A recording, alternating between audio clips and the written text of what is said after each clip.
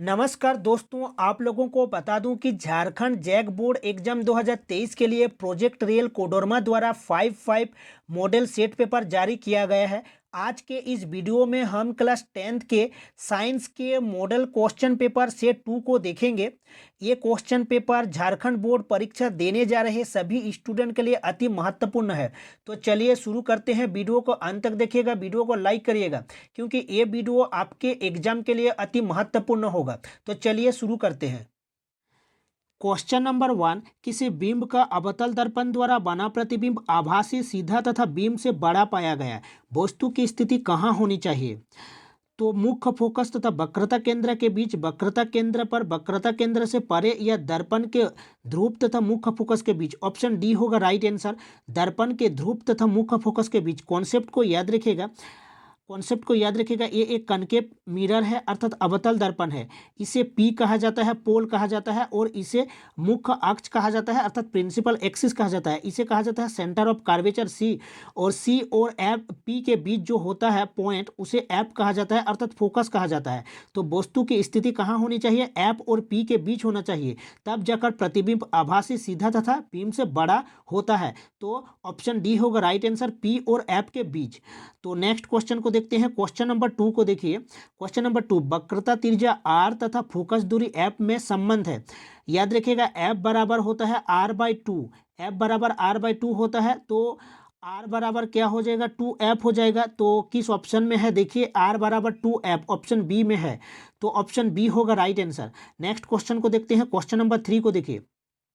जब प्रकाश किरण जल से हवा में तिरछी प्रवेश करती है तो प्रकाश की किरण मुड़ती है। वेरी वेरी इंपॉर्टेंट क्वेश्चन है। अभिलंब से दूर होगा, ऑप्शन बी होगा राइट आंसर। तो कॉन्सेप्ट को याद रखिएगा। ये एक मान लेता हूँ, दो माध्यम मान लेता हूँ। ऊपर वाले माध्यम को हवा मानता हूँ और नीचे जल मान लेता हूँ। तो देखिए, जल का अपवर्तनांक होता है 1.33 और हवा का अपवर्तनांक होता है 1। जिसकी अपवर्तनांक ज़्यादा होता है उसे सघन माध्यम कहा जाता है। तो जब सघन माध्यम से विरल माध्यम में, और हवा एक विरल माध्यम है, तो जब सघन माध्यम से प्रकाश विरल माध्यम में जाता है तो अभिलंब से दूर हटता है। तो ऑप्शन कौन सा होगा राइट आंसर? अभिलंब से दूर बी हो जाएगा, अर्थात अभिलंब से दूर होगा। अभिलंब से दूर, ऑप्शन बी होगा राइट आंसर। याद रखिएगा, जाना चाहिए था ऐसा, और जाएगा कैसा? अभिलंब से दूर। तो ऑप्शन बी होगा राइट आंसर। तो नेक्स्ट क्वेश्चन को देखते हैं। क्वेश्चन नंबर 4 को देखिए। क्वेश्चन नंबर 4 में दिया गया है, अवतल लेंस से सदैव प्रतिबिंब बनता है। अवतल लेंस से सदैव प्रतिबिंब बनता है। इसका राइट आंसर होगा छोटा सीधा आभासी। छोटा सीधा आभासी, ऑप्शन ए होगा राइट आंसर। छोटा सीधा आभासी होता है, तो ऑप्शन ए होगा राइट आंसर। नेक्स्ट क्वेश्चन को देखते हैं। क्वेश्चन नंबर 5 को देखिए। लेंस की क्षमता का एसआई मात्रक, लेंस की क्षमता का एसआई मात्रक डायोप्टर होता है। ऑप्शन डी होगा राइट आंसर। नेक्स्ट क्वेश्चन को देखते हैं। क्वेश्चन नंबर 6 को देखिए। क्वेश्चन नंबर 6, समतल दर्पण द्वारा प्रतिबिंब होता है। समतल दर्पण द्वारा प्रतिबिंब काल्पनिक होता है। याद रखिएगा, ऑप्शन बी होगा राइट आंसर, काल्पनिक। 7, क्वेश्चन नंबर 7 को देखिए। नेक्स्ट क्वेश्चन, क्वेश्चन नंबर 7, मानव नेत्र जिस भाग पर किसी वस्तु का प्रतिबिंब बनाते हैं वह है। दृष्टिपटल होगा, रेटिना। मानव नेत्र जिस भाग पर किसी वस्तु का प्रतिबिंब बनाते हैं वह है दृष्टिपटल, याद रखिएगा। और कॉर्निया को याद रखिएगा, नेत्र दान में जिस भाग का दान किया जाता है उसे कॉर्निया कहा जाता है, याद रखिएगा। आइरिस, आइरिस में क्या होता है? जो आंख का कलर होता है वो आइरिस पार्ट में होता है। तो नेक्स्ट क्वेश्चन को देखते हैं। क्वेश्चन नंबर 8 को देखिए। मानव नेत्र जिस भाग पर किसी वस्तु का प्रतिबिंब बनाते हैं वह है, देखिए, और क्वेश्चन 8 को ध्यान से समझिएगा। देखिए, 25 सेंटीमीटर जो होता है, 25 सेंटीमीटर जो होता है, 25 सेंटीमीटर ये अल्पतम दूरी होता है। नेत्र का अल्पतम दूरी अर्थात सुस्पष्ट देखने के लिए 25 सेंटीमीटर होता है, और अनंत दूरी जो होता है वो अनंत होता है। याद रखिएगा, दूर बिंदु अनंत होता है और अल्पतम दूरी 25 सेंटीमीटर होता है। और याद रखिएगा, मानव नेत्र द्वारा जो प्रतिबिंब बनता है वो वास्तविक एवं छोटा होता है। तो नेक्स्ट क्वेश्चन को देखते हैं। इस क्वेश्चन का जो क्वेश्चन है वो रॉन्ग है। तो क्वेश्चन नंबर 9 को देखिए। क्वेश्चन नंबर 9 को देखिए। क्वेश्चन नंबर 9, दी फोकस लेंस द्वारा किस दृष्टि दोष को दूर किया जाता है? निकट दृष्टि दोष, जरा दृष्टि दोष, दीर्घ दृष्टि दोष। तो इसका राइट आंसर होगा ऑप्शन बी, जरा दृष्टि दोष।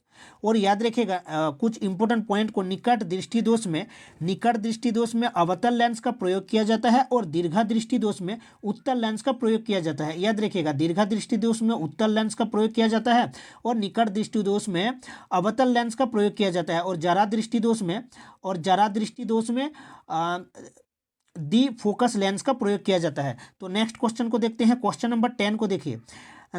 तारों के टिमटिमाने का कारण है, इसका राइट आंसर होगा वायुमंडलीय अपवर्तन। ऑप्शन बी होगा राइट आंसर। क्वेश्चन नंबर 11, निम्नलिखित में कौन सा पद विद्युत परिपथ में विद्युत शक्ति को निरूपित नहीं करता है लिखा गया है? तो याद रखिएगा, P बराबर होता है I² R होता है, ये भी सही है। और P बराबर होता है VI, ये भी सही है। और P बराबर होता है V²/R, ये भी सही है। तो ऑप्शन बी होगा राइट आंसर। याद रखिएगा, ऑप्शन बी। नेक्स्ट क्वेश्चन को देखते हैं। प्रतिरोध का एसआई मात्रक ओम होता है, रेजिस्टेंस ओम होता है। याद रखना, रेजिस्टेंस का जो एसआई मात्रक ओम होता है। नेक्स्ट क्वेश्चन को देखते हैं। क्वेश्चन नंबर 13 को देखिए। विद्युत चुंबकीय प्रेरण की परिघटना, तो ऑप्शन को पढ़ लीजिएगा। इसका राइट आंसर ऑप्शन सी होगा। कुंडली तथा चुंबक के बीच अपेक्षित गति के कारण कुंडली में प्रेरित विद्युत धारा उत्पन्न करना है। नेक्स्ट क्वेश्चन को देखते हैं। क्वेश्चन नंबर 14, गर्म जल प्राप्त करने के लिए सौर जल तापक का उपयोग किस दिन नहीं कर सकते लिखा गया है। देखिए, धूप वाले दिन हम धूप वाले दिन में कर सकते हैं। बादलों वाले दिन में क्या होता है, धूप नहीं पाया जाता है, इसलिए ऑप्शन बी होगा राइट आंसर। गर्म दिन में भी कर सकते हैं, पवनों अर्थात वायु वाले दिन में भी धूप होता है। तो इसका राइट आंसर हो जाएगा ऑप्शन बी होगा, नहीं कर सकते लिखा गया है। और नेक्स्ट क्वेश्चन को देखते हैं। रासायनिक अभिक्रिया में भाग लेने वाले पदार्थ को क्या कहते हैं? रासायनिक अभिक्रिया में भाग लेने वाले पदार्थ को अभिकारक कहा जाता है। याद रखिएगा, अभिकारक। और नेक्स्ट क्वेश्चन को देखते हैं। श्वसन किस प्रकार की रासायनिक अभिक्रिया है? इसका राइट आंसर होगा ऊष्माक्षेपी अभिक्रिया है। श्वसन एक ऊष्माक्षेपी अभिक्रिया होता है। नेक्स्ट क्वेश्चन को देखते हैं। ZnO+C एक अभिक्रिया दिया गया है, ZnO+C में किसका उपयोग नहीं होगा, उपचयन होगा। उपचयन याद रखिएगा, उपचयन का मतलब ऑक्सीजन का जुड़ना। तो क्वेश्चन में देखिए ये सी था, CO हो गया। अर्थात याद रखिएगा, अभिक्रिया में कार्बन उपचयित होकर CO का निर्माण किया है। अर्थात ऑप्शन सी होगा राइट आंसर, अर्थात ऑप्शन बी होगा राइट आंसर। अर्थात सी कार्बन होगा राइट आंसर। ऑप्शन बी होगा राइट आंसर। याद रखना, ये कार्बन, सी का मतलब कार्बन, अर्थात कार्बन का उपचयन हुआ है, उपचयित होकर CO का निर्माण किया है। तो इसका राइट आंसर ऑप्शन बी होगा, ऑप्शन बी कार्बन।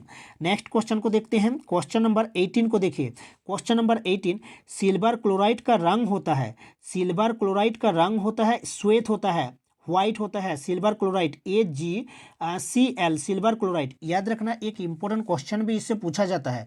सूर्य की प्रकाश की उपस्थिति के कारण जो AgCl होता है, अर्थात AgCl सिल्वर क्लोराइड जो होता है श्वेत रंग धूसर रंग में परिवर्तित हो जाता है। तो नेक्स्ट क्वेश्चन को देखते हैं। क्वेश्चन नंबर 19 को देखिए। क्वेश्चन नंबर 19, निम्न में कौन सा कथन सही नहीं है? NaOH लाल लिटमस पत्र को नीला कर देता है, ये सही है। NaOH एक क्षारक होता है। HCl एक क्या होता है, HCl अम्ल होता है, एसिड होता है। तो नीले लिटमस पत्र को लाल कर देता है, ये भी सही है। नेक्स्ट देखिए, C6H12O6 अर्थात ग्लूकोज लाल लिटमस पत्र को नीला कर देता है, ये गलत है। मिथाइल ऑरेंज कृत्रिम सूचक है, ये भी गलत है। तो ऑप्शन सी होगा राइट आंसर। लिखा गया है कथन सही नहीं है, तो ऑप्शन सी होगा राइट आंसर, ये सही नहीं है। नेक्स्ट क्वेश्चन को देखते हैं। क्वेश्चन नंबर 20 को देखिए। निम्न में से किस पदार्थ का pH मान 7 से अधिक होता है? देखिए, रक्त का pH मान 7 से अधिक होता है, 7.4 होता है रक्त का pH मान। नींबू का होता है 2.4 होता है और शुद्ध जल का pH मान 7 होता है। तो ऑप्शन ए होगा राइट आंसर। रक्त का pH मान 7.4 होता है। नेक्स्ट क्वेश्चन को देखिए। क्वेश्चन नंबर 21, अधातु के ऑक्साइड की प्रकृति होती है। धातु के ऑक्साइड की प्रकृति होती है अम्लीय, ऑप्शन ए होगा राइट आंसर। नेक्स्ट क्वेश्चन को देखते हैं, लैक्टिक अम्ल का प्राकृतिक स्रोत है, लैक्टिक अम्ल का प्राकृतिक स्रोत है चाय, वेनिला, दही, कॉफी। दही हो जाएगा राइट आंसर, दही। और याद रखना दही में लैक्टोबैसिलस बैक्टीरिया पाया जाता है, इसको भी याद रखिएगा, दही में लैक्टोबैसिलस बैक्टीरिया पाया जाता है, अर्थात दूध को दही बनाने में जो बैक्टीरिया हेल्प करता है वो है लैक्टोबैसिलस बैक्टीरिया। तो ऑप्शन सी होगा राइट आंसर। नेक्स्ट क्वेश्चन को देखते हैं, क्वेश्चन नंबर 23 को देखिए। 23 में लिखा गया है, निम्न में कौन सा तत्व द्रव अवस्था में पाया जाता है, द्रव अवस्था में पाया जाता है। देखिए ब्रोमीन एक अधातु है जो कि द्रव अवस्था में पाया जाता है, मरकरी एक धातु है जो कि द्रव अवस्था में पाया जाता है। तो ऑप्शन सी होगा राइट आंसर, दोनों। नेक्स्ट क्वेश्चन को देखते हैं, क्वेश्चन नंबर 24। क्वेश्चन नंबर 24, इनमें से कौन सबसे कम क्रियाशील धातु है, कम क्रियाशील धातु है। देखिए यहाँ कम क्रियाशील लिखा गया है, तो ए यू मतलब सोना होगा, अर्थात गोल्ड। ए यू सोना होता है, गोल्ड जो कि कम क्रियाशील होता है। अधिक क्रियाशील धातु कौन सा है, पोटेशियम, के होता है, पोटेशियम के होता है, याद रखिएगा। तो नेक्स्ट क्वेश्चन को देखते हैं। नेक्स्ट क्वेश्चन, एक्वारेजिया अर्थात अम्लराज, एक्वारेजिया में पाया जाता है अम्लराज, याद रखिएगा एक्वारेजिया में पाया जाता है HCl और HNO3। ऑप्शन ए और ऑप्शन बी होगा राइट आंसर, अर्थात ऑप्शन सी हो जाएगा राइट आंसर, सी होगा राइट आंसर। याद रखिएगा एक्वारेजिया अर्थात HNO3 nitric acid plus 3HCl, 3 hydrochloric acid, 3HCl, याद रखिएगा एक्वारेजिया का formula HNO3 nitric acid plus 3HCl hydrochloric acid, ये है एक्वारेजिया अर्थात अम्लराज। नेक्स्ट क्वेश्चन को देखते हैं, क्वेश्चन नंबर 26 को देखिए। ब्यूटेनॉल चतु कार्बन यौगिक है जिसका कार्यात्मक समूह है, देखिए ब्यूटेनॉन है, नॉन है, अर्थात याद रखिएगा कीटोन हो जाएगा right answer, option C. Next question को देखते हैं, निम्न में किस तत्व के बाहरी कक्षा में एक इलेक्ट्रॉन उपस्थित होता है। 27 को देखिए, सोडियम का एटॉमिक नंबर होता है Na11 होता है, 281 होगा। तो देखिए बाहरी कक्षा में 1 इलेक्ट्रॉन, तो ऑप्शन ए होगा राइट आंसर। और इनको भी याद रखिएगा, हीलियम का एटॉमिक नंबर होता है अर्थात परमाणु संख्या, हीलियम क्रमांक, हीलियम H अर्थात 2 होता है, हीलियम He2 होता है, हाइड्रोजन का 1 होता है, ऑक्सीजन का 8 होता है O2, ऑक्सीजन का 8 होता है O2, याद रखिएगा 8 होता है। और मैग्नीशियम Mg का 12 होता है, इसको याद रखिएगा। सोडियम का सोडियम Na11 होता है। तो नेक्स्ट क्वेश्चन को देखते हैं, इसका राइट आंसर होगा ऑप्शन ए। नेक्स्ट क्वेश्चन को देखिए, स्वपोषी पोषण के लिए आवश्यक तत्व है CO2 तथा H2O, क्लोरोफिल, सूर्य का प्रकाश, उपर्युक्त सभी, इसका राइट आंसर होगा उपर्युक्त सभी स्वपोषी पोषण के लिए आवश्यक है। नेक्स्ट क्वेश्चन को देखते हैं, क्वेश्चन नंबर 29। क्वेश्चन नंबर 29, वृक्क की रचनात्मक एवं क्रियात्मक इकाई क्या है, नेफ्रॉन होता है, ऑप्शन ए होगा राइट आंसर। नेक्स्ट क्वेश्चन को देखते हैं, क्वेश्चन नंबर 30 को देखिए। क्वेश्चन नंबर 30, मानव के हृदय में कितने कोष्ठ होते हैं, मानव के हृदय में 4 कोष्ठ पाया जाता है, ऑप्शन डी होगा राइट आंसर। नेक्स्ट क्वेश्चन, निम्नलिखित में कौन सा पादप हार्मोन है, इंसुलिन, थायरॉक्सिन, एस्ट्रोजन, साइटोकाइनेन। तो इसका राइट आंसर होगा ऑप्शन डी। याद रखना पौधों में मुख्यतः 5 हार्मोन है, पौधों में मुख्यतः 5 हार्मोन होता है, तो जिनमें से एक साइटोकाइनेन है। तो नेक्स्ट क्वेश्चन को देखते हैं, क्वेश्चन नंबर 32 को देखिए। क्वेश्चन नंबर 32, शरीर का मुख्य समन्वय केंद्र क्या है, शरीर का मुख्य समन्वय केंद्र होता है मस्तिष्क, ऑप्शन ए होगा राइट आंसर। नेक्स्ट क्वेश्चन को देखते हैं, क्वेश्चन नंबर 33 को देखिए। अलैंगिक जनन मुकुलन द्वारा होता है अमीबा में, ईस्ट में, प्लाज्मोडियम में या लेशमानिया में। तो इसका राइट आंसर हो जाएगा ईस्ट में, ऑप्शन बी होगा राइट आंसर। नेक्स्ट क्वेश्चन को देखते हैं, परिपक्व हो जाने पर 34, क्वेश्चन नंबर 34, परिपक्व हो जाने पर अंडाशय विकसित हो जाता है, बीज में, पुंकेसर में, स्त्रीकेसर में या फल में, ऑप्शन डी होगा राइट आंसर, फल में। नेक्स्ट क्वेश्चन को देखते हैं, क्वेश्चन नंबर 35, समाजत अंग का उदाहरण है, समाजत अंग का उदाहरण है हमारा हाथ तथा कुत्ते का अग्रभत, हमारा दांत तथा हाथी का दांत, आलू एवं घास के ऊपरी भूस्तरी। तो उपरोक्त सभी इसका राइट आंसर हो जाएगा, ऑप्शन डी हो जाएगा राइट आंसर। याद रखना समाजत जो अंग होता है जीव जंतुओं के वे अंग होता है जिनकी उत्पत्ति और मूल संरचना में समानता होती है। तो नेक्स्ट क्वेश्चन को देखते हैं, 36 देखते हैं, निम्नलिखित में से किसे आनुवंशिकता का पिता कहा जाता है। तो जॉन मेंडल हो जाएगा right answer, Gregor John Mendel, option B होगा राइट आंसर। और डार्विन ने थ्योरी ऑफ इवोल्यूशन दिए थे, याद रखना ये भी क्वेश्चन पूछा जाता है, डार्विन ने दिए थे theory of evolution. Next question को देखते हैं।